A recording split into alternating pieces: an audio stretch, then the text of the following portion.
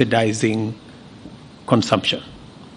And the interventions we are making in making sure that we have a farmer community that is motivated to produce food.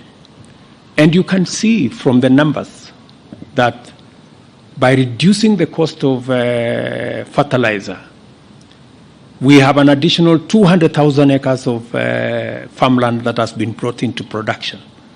We have the uptake that is phenomenal. I just told you that in one day, we sold 34,000 bags of fertilizer, the highest this season. It tells you that the interventions we are making, the farmers are responding.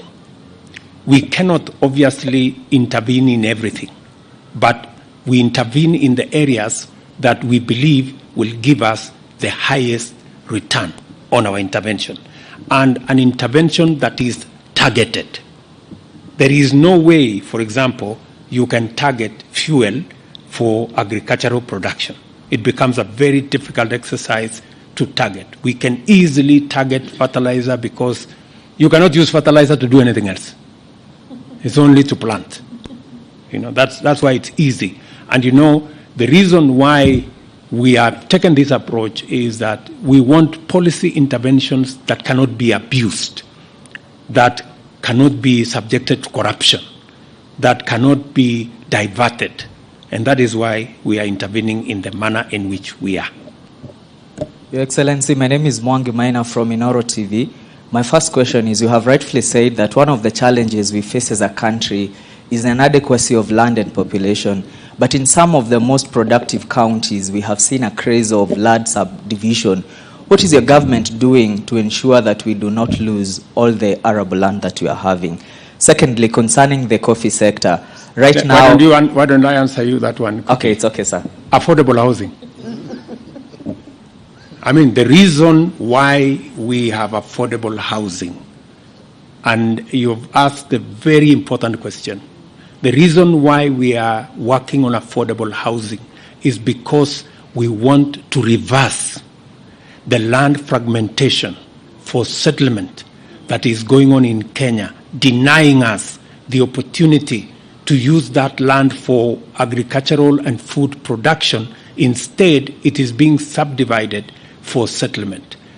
Affordable housing will help us reverse that trend, consolidate land for agricultural productivity, and use the land we have for settlement by making sure that affordable housing consolidates land that is settled for housing so that we can free up land that currently is being abused through subdivision, and we can then make that land available for agricultural productivity. Finally, you can go to President, coffee. On coffee sector, currently we are not having coffee that is being sold in the Nairobi Coffee Exchange, and you know the government is having plans to revitalize the coffee sector.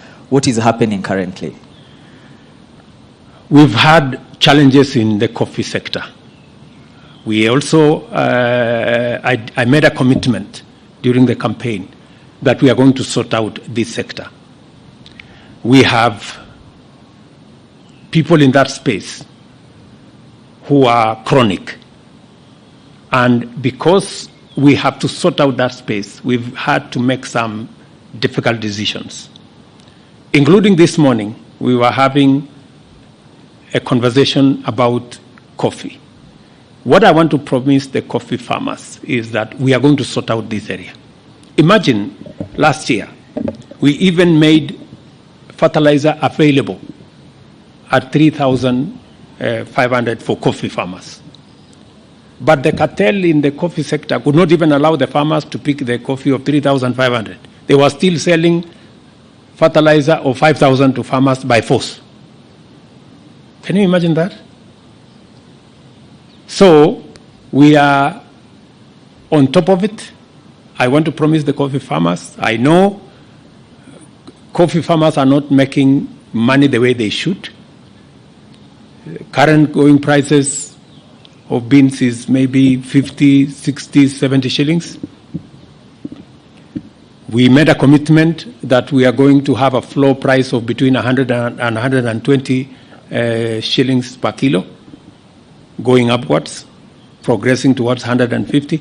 That is where we are going to take this. There has been a challenge of the auction. We have agreed tentatively that there will be an auction next week to make sure that the whole process does not stall. But finally, we will sort out matters around the sale of coffee. Farmers are getting a raw deal in the whole of that exercise. And 2-3 people have taken that whole sector hostage. And I want to promise our farmers that the government of Kenya is going to sort it out. Your Excellency, my name is Grace Kuriakanja from TV47. 2 questions. I'll go with the first. What plans does the government have to harvest water now that, like you said, we have an early warning from the weatherman? And your second question? My second question, Your Excellency, is ahead of the anticipated talks between Kenya Kwanza and Azimio. Please, let's not go there. Let's not go there. So let's stick with the first question. We have a whole program. As you have seen, we have already advertised the first 33 mega dams. The analysis is going on at the moment of the various tender documents as part of our big plan on water harvesting. Our stretch is to do 100 mega dams, to do close to 1,000 micro dams, and close to 3,800 water ponds around the country. That is a program that Alice Wahome, CS Alice Wahome and her team are working on. They will be sending a brief to Cabinet in the next 1 week, and we are well on course on harvesting water because it is a major component that is going to drive our farming through irrigation, is going to drive our health through making sure that there is clean water for drinking, is also going to drive our livestock industry by making sure that we have water for livestock. So it's a very important sector. It is one of our big focus, our big tickets, and we are working on it. Thank you very much. My name is good people. My name is Gitao Wanjiko, and my question touches on Pelis or Shamba system. I would like to know how does it contribute to the food security? And on the other hand, we have felt, and some people feel that the Shamba system contribute into environmental